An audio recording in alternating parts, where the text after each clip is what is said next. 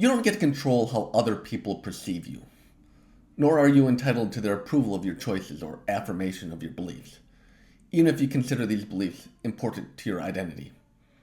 A religious person, for example, might consider their belief in God a core part of their identity. But that does not mean that to respect them as a person, you are required to affirm that belief.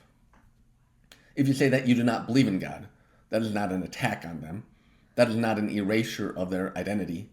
You're not saying that you see them as less of a person because you do not share their belief. And if their self-identity requires external validation from everyone, then that is a personal issue that they need to address.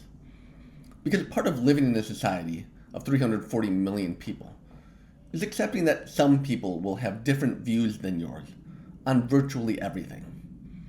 And everyone wants the freedom to live their own life based on their own values.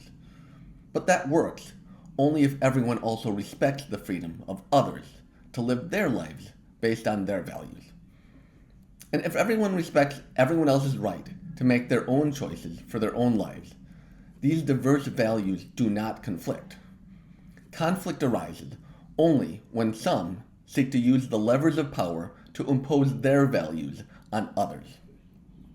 The growing conflict in society arises directly from this growing belief, to at least some extent by both sides, that the government or other levers of power should be used to impose their preferences and beliefs upon others. And this conflict will not be won by one side or the other. It will end only when we can all agree on one basic principle. Live and let live. Just live your life. Stop worrying about what other people think about how you live your life, and allow others to do the same.